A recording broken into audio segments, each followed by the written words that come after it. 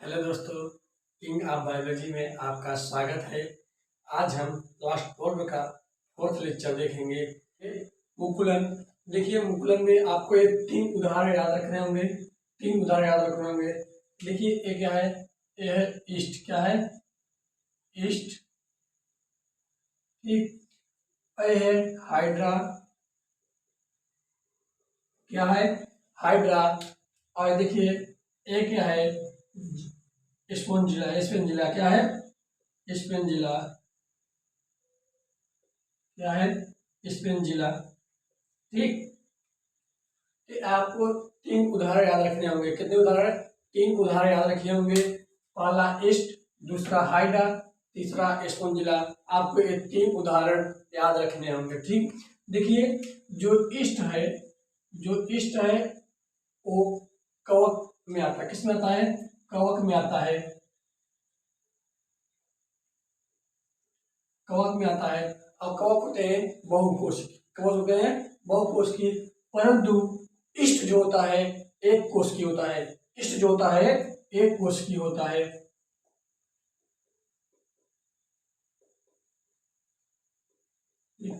जो ईस्ट होता है वो एक कोश की होता है, बाकी कवक जो होते हैं सब बहुकोश की होते हैं। ठीक। अब देखिए हाइड्रा। हाइड्रा किसमें आता है? हाइड्रा जंतुओं में आता है। हाइड्रा जंतुओं में आता है। अब आप बताइए, जंतु एक कोश की होते हैं कि बहुकोश की? जल्दी बताइए, जंतु एक कोश की होते हैं कि बहुकोश की? जंतु बहुकोश की होते हैं। कौन कोश की? बहुकोश की होते हैं जंतु।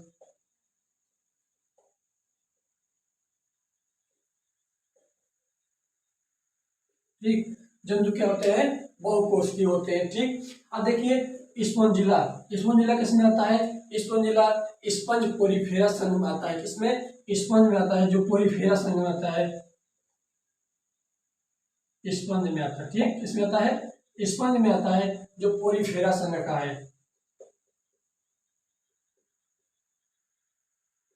ये भी बहुकोषीय होता है। क्या होता है? बहुकोषीय होता है। ठीक। तो हमें मुकुलन में 3 उदाहरण याद रखने होंगे। ईस्ट, हाइड्रा और स्पोंजिला। ठीक। जो देखिए एक कवक में आता है, एक जंतु में आते हैं। ये भी जंतुओं में ही आते हैं। किसमें? जंतुओं में ही आते हैं। स्पंज भी जंतुओं में आते हैं। ठीक। अब देखिए, हम पढ़ेंगे मुकुलन। मुकुलन की पहले परिभाषा देखेंगे। क्या मुकुलन किसे कहते हैं? देखिए, आपको बायोलॉजी को रटना नहीं है। बायोलॉजी को आपको रटना नहीं, बायोलॉजी को फील करना है। बायोलॉजी को फील करना है, रटना नहीं है। ठीक। देखिए, आपको 3 उदाहरण याद रखना होगा। तो अब हम चल देखते हैं मुकुलन किस कहते हैं, किसे कहते हैं।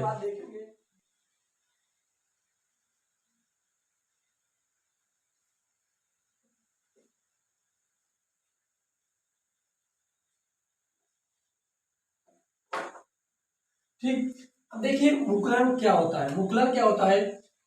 जैसे देखिए, कोई एक जीव है, कोई एक ये मान लीजिए एक जीव है।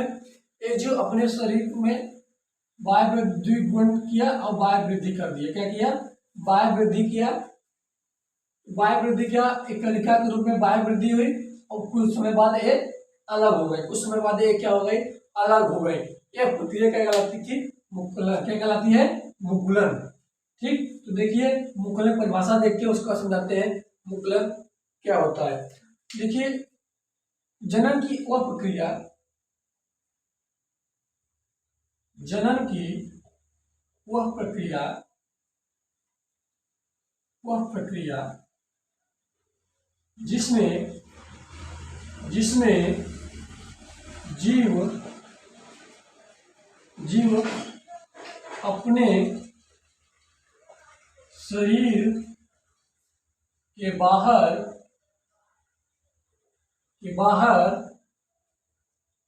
एक कलिका के रूप में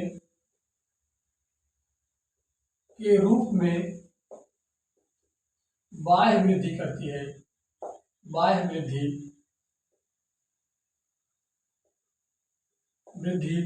करती है, मुकुल कहलाता है। मुकुल की इस प्रक्रिया को क्या कहते हैं? मुकुलन कहते हैं। क्या कहते हैं? मुकुलन कहते हैं।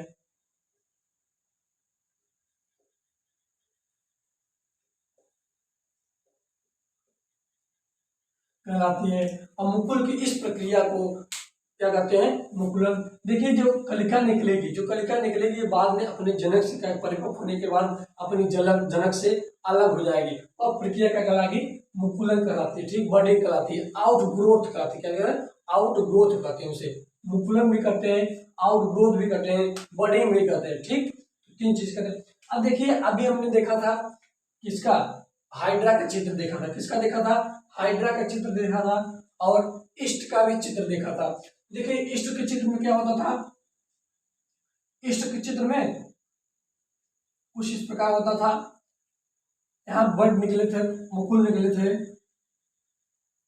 कुछ इस प्रकार था। केंद्र का इसका द्विग्रहण, कुछ द्विग्रहण हुआ, इसमें चले गए और उस केंद्र के इसमें चले गए। अब देखिए बाद में क्या हुआ, एक केंद्र इसमें चला हो गया, एक केंद्र इसमें चला गया और बाद में अपने जनक से क्या हो गए, अलग हो गए। क्या हो गए, अलग हो गए। यही प्रक्रिया क्या कहलाती है, मुकुलन। क्या कहलाती है, मुकुलन। यह प्रक्रिया क्या कहलाती है, मुकुलन। अपने एक बड़ के रूप में, एक कोशिका सॉरी एक बड़ के रूप में, एक कलिका के रूप में अपने जनक से शरीर के बाह्य वृद्धि करेंगे, उसके बाद अपने जनक से अलग हो जाएंगे परिपक्व होने के बाद। एक प्रक्रिया क्या कहलाती है, मुकुलन कहलाती है। क्या कहलाती है, मुकुलन। देखिए मुकुलन कितने प्रकार का होता है, मुकुलन दो प्रकार का होता है। कितने प्रकार का, दो प्रकार का होता है मुकुलन। मुकुलन देखिए दो प्रकार का होता है। कितने प्रकार का, दो प्रकार का। एक होता है बाह्य मुकुलन। क्या होता है, एक बाह्य मुकुलन होता है, एक अंतः मुकुलन होता है। एक बाह्य मुकुलन, एक अंतः मुकुलन। बाह्य मुकुलन और एक होता है अंतः मुकुलन। क्या होता है, अंतः मुकुलन। ठीक, अब देखिए बाह्य मुकुलन को बोलते हैं एक्सटर्नल बडिंग और अंतः मुकुलन को बोलते हैं इंटरनल बडिंग। क्या बोलते हैं, इंटरनल बडिंग।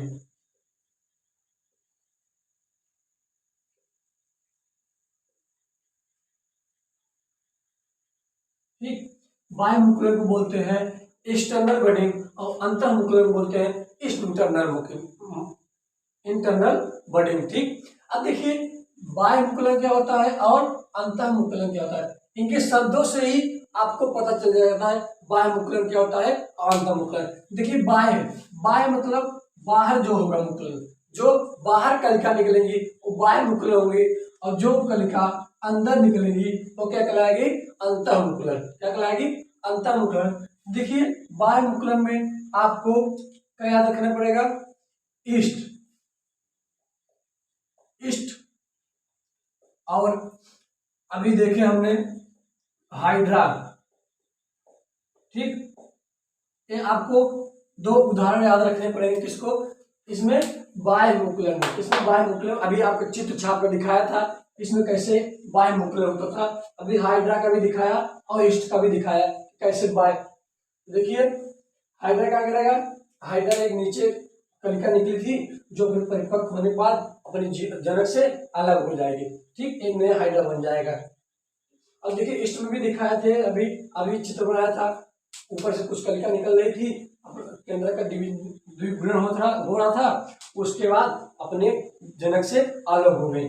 ठीक, अब देखिए अंतः मुकुलन को ध्यान से देखिएगा, एकदम केयरफुली देखिएगा अंतः मुकुलन को। ठीक, देखिए हमने बाह्य मुकुलन देख लिया। बाह्य मुकुलन में आपको दो उदाहरण याद रखने होंगे, हाइड्रा और ईस्ट। ठीक, अब हम देखते हैं अंतः मुकुलन। क्या देखेंगे, अंतः मुकुलन, जो आपका इंपोर्टेंट है, इससे क्वेश्चन ज्यादा पूछे जाते हैं।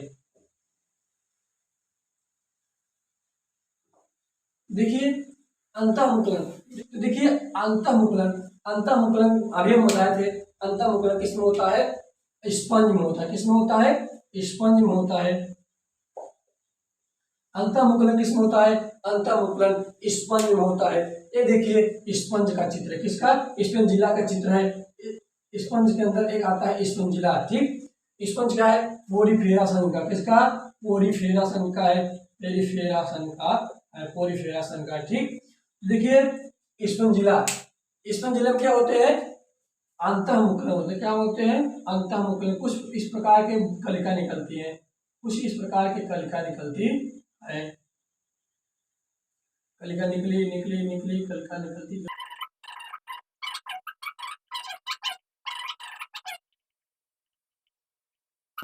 अब देखिए ये क्या है, स्पिंजिला। क्या है, स्पिंजिला। आप आप 11 में, कक्षा 11 में आप पढ़े होंगे ओस्टिया। क्या पढ़ेंगे, ओस्टिया। देखिए ओस्टिया से क्या होता है, ओस्टिया से स्पंज होकर जल को खींचता, क्या करता है, जल को खींचता है, जिससे उसे भोजन का पोषण आता है। क्या आता है, पोषण आता है ओस्टिया के द्वारा। किसके द्वारा, ओस्टिया के द्वारा। अब देखिए एक बड़ी क्या है, बड़ा छिद्र है, जिसे बोलते हैं ओस्कुलम। क्या बोलते हैं, ओस्कुलम, जिसके द्वारा जल का प्रवाह होता है, जल निकल जाता है। क्या कहते हैं, ओस्कुलम बोलते हैं। ठीक, देखिए स्पंजिला में क्या होता है, एक कलिका, एक प्रत्येक कलिका क्या कहलाती है, स्पंजिला में अंतःमुकुलन होता है। स्पंजिला में प्रत्येक कलिका क्या कहलाती है, प्रत्येक कलिका कहलाती है आर्कियोसाइट्स। क्या कहती है, आर्कियोसाइट्स। आर्कियोसाइट क्या कहलाती है, आर्कियोसाइट कहलाती है। प्रत्येक मुकुलन, प्रत्येक मुकुल क्या कहलाते हैं, इसके प्रत्येक कलिका, एक कलिका क्या कहलाएगी, आर्कियोसाइट। क्या कहलाएगी, आर्कियोसाइट। और देखिए आर्कियोसाइट के समूह को, आर्कियोसाइट के समूह को क्या कहेंगे, आर्कियोसाइट के समूह को क्या कहेंगे, जेम्यूल कहेंगे। क्या कहेंगे, जेम्यूल।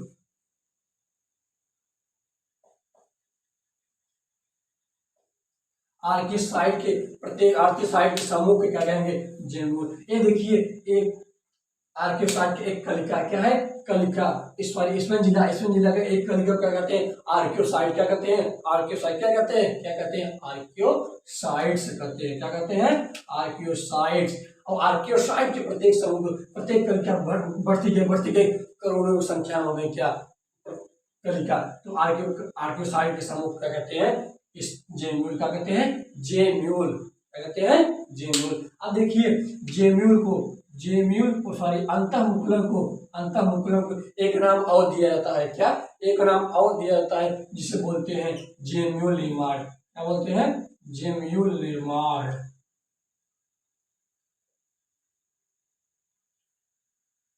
तो देखिए हमें मुकुलन के बारे में इतना पढ़ना था, मुकुलन के बारे में इतना पढ़ना था। अब कल के नेक्स्ट लेक्चर में मिलेंगे। ठीक, हमने देखा मुकुलन को आपको 3 उदाहरण रखने हैं ना, 3 उदाहरण। एक और याद रखना होगा ईस्ट, दूसरा मुकुलन, तीसरा स्पेंजिला। क्या, स्पेंजिला। आपको देखिए मुकुलन कितने प्रकार का होता है, मुकुलन 2 प्रकार का होता है। अब एक बाह्य मुकुलन होता है, एक अंतःमुकुलन होता है।